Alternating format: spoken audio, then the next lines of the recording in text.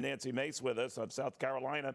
She says this might be an opportunity to revisit those safety concerns and is leading a bipartisan push to do that for our nation's railway system. Congresswoman, always good to have you. Thank you, Neil. Great to be back on. Same here. What do you make of what is now Norfolk Southern's promise to make everything whole, East Palestine back in shape, and that they're the center point for this and no one else, pretty much?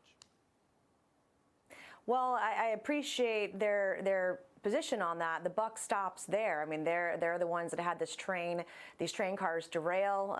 It sounds like based on the governor's comments, they're the reason that the explosion happened, and we saw the plumes of smoke. And therefore, for the last 3 weeks, we've seen horrific videos and photos of dead animals, of people that are explaining their ailments so that they're afraid to drink the water and can't go back to their homes. And so I think that someone needs to take responsibility for this. And it's good to see that happening. But, I think that there's some fault here that can be laid bare at the federal level, too, and even the state level. I don't think there's necessarily any innocent parties here. This is a huge issue, one of the largest environmental disasters in my lifetime that's affecting thousands and thousands of people. And quite frankly, it took 3 weeks for the Secretary of Transportation to get there as well. We all got to work together on this, and I do believe this would be an opportunity, and I hope it will be an opportunity to do that in this Congress, to fix the problems that we're having with the rail.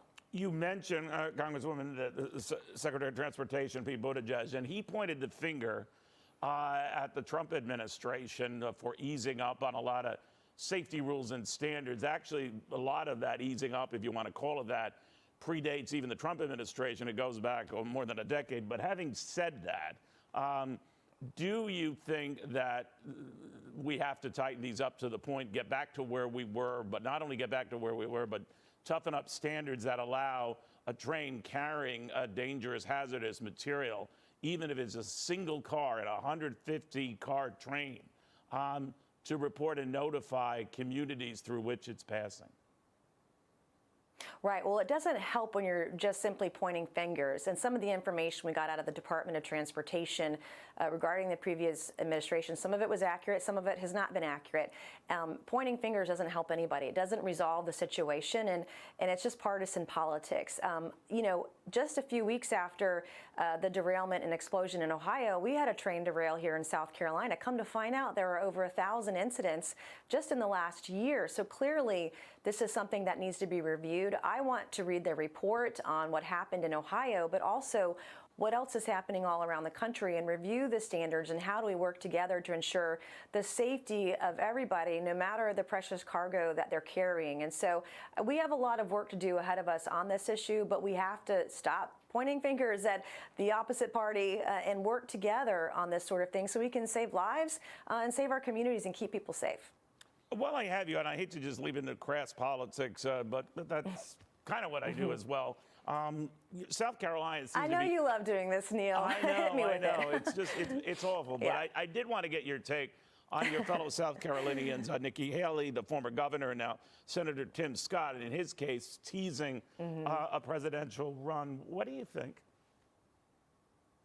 I think it's amazing to see the kind of leadership coming out of the state of South Carolina. Both of them are constituents of mine.